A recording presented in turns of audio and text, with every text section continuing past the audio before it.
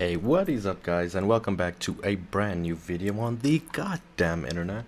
And today we're going to be talking a little bit about the some scientists, and we're going to continue with Jesse Michael's interview with the man, the myth, the legend, the man himself, James James Fox. That's it. And this guy is making one hell of a documentary right now, and I'm bringing you all the updates and putting all the best parts in it for you guys to consume. So thank you a lot for all the support recently. I see a lot of you are not subscribed that are returning, and yeah, let's fix that. And yeah guys, please enjoy the video. I saw footage of three disc-shaped crafts. One of the craft landed and two of them went away. Why did it land? It appeared to be in trouble because it oscillated all the way down to the ground. However, it did land on three pods. A sliding door opened, a ramp was extended, and out came three aliens. So we have long heard about this kind of happenings, right? Not really as fact, but as science fiction and movies and media, right?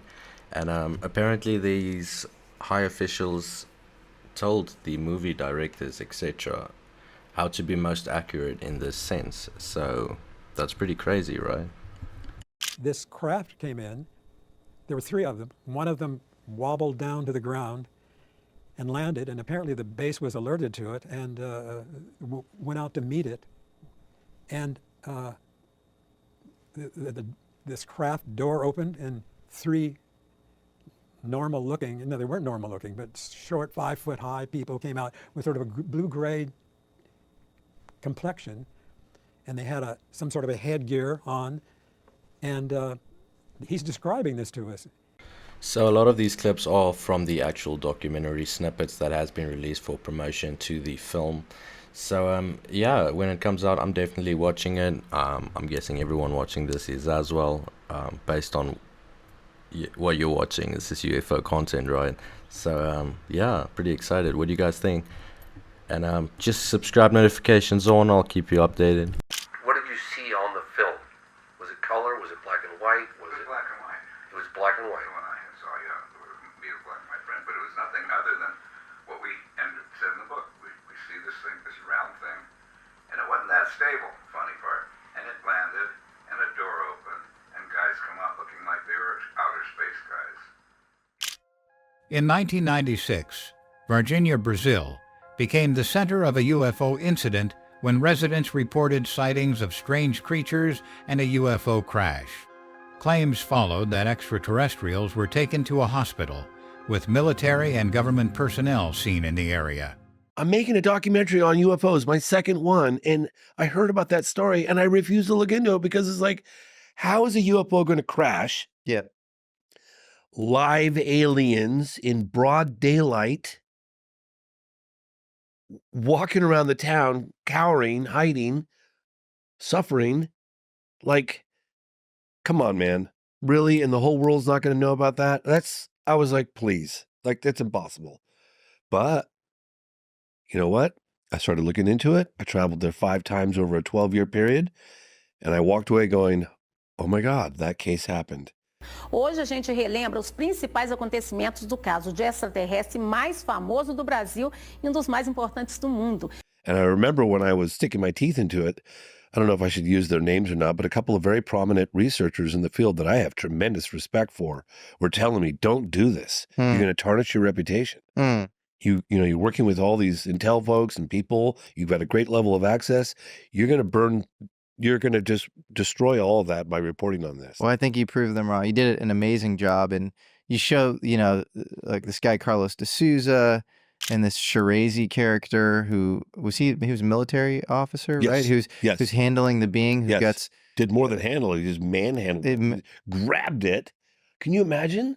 How crazy does this story sound? Like this fucking random guy is manhandling the fucking alien. How I imagined this is like an army guy grabbing a goose's neck and just fucking holding it around like that. Fucking, I don't know, it sounds so weird, right? Apparently it really smelled as well. It took like a whole bunch of days to get the smell out, and sulfur, like I've mentioned this in previous videos, a lot of people mention sulfur smelling stuff connected to this phenomenon. So let me know what you think about that. Has anyone else heard about that? No. Total cowboy just gets out of the car and grabs it. And then that basically ends up killing him as a result of the side effects he sort of incurred. He had this oily, greasy stuff on his body, and apparently, according to friends and family, he was rubbing himself down with rubbing alcohol, trying to get it off of him. We were the smell and the. We were talking about this last night with Hal Putoff.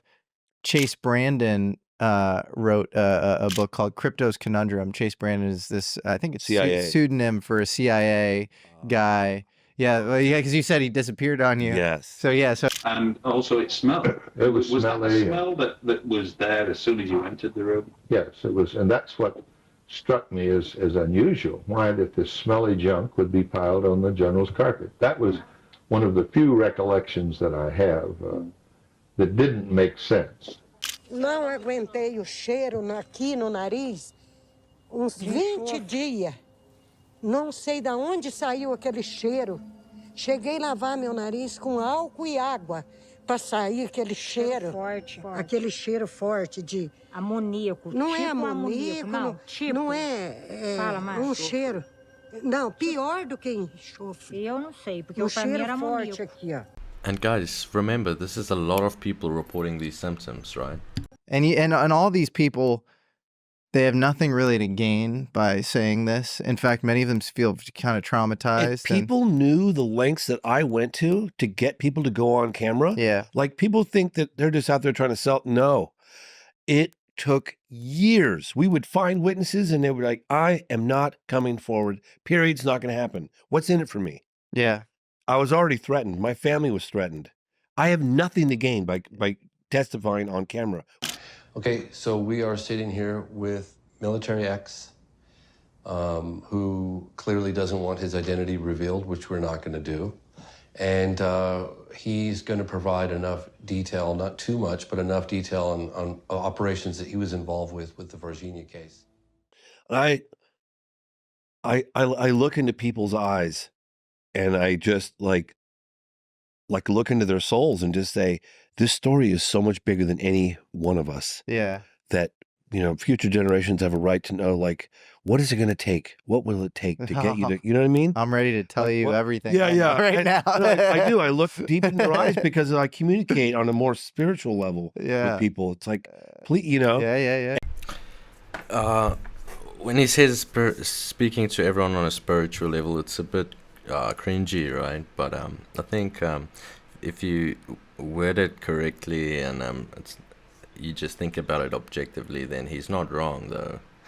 I think everyone should think more like that, besides the cringe, of course. Comentários da época que teria ido para os Estados Unidos, que nós não teríamos condições de realmente ficar com a criatura aqui. Foi feitas revelações e nesse momento eu não vi nem películas de filme, não vi nada. Foi tudo recolhido pelos militares no dia. So supposedly they really are men in black, guys. What do you think about this? Right? Really interesting. I wonder which office they work for, Global Access or anything like that. Yo. The mayor of Varginha, does he believe that this case happened as the witnesses are reporting it to have happened? Eu acredito com toda certeza que aconteceu aquele fato. Meu nome é Liliane Silva. Em 1996, eu vi uma criatura estranha ali. Meu nome é Valquíria Silva. Em 1996, eu vi uma criatura estranha ali. Meu nome é Cátia Xavier. Em 1996, eu vi uma criatura estranha ali. Those women, when you see them interview, it's just like they're not lying. No like way. They seem kind of shy and afraid to speak to you. And no way.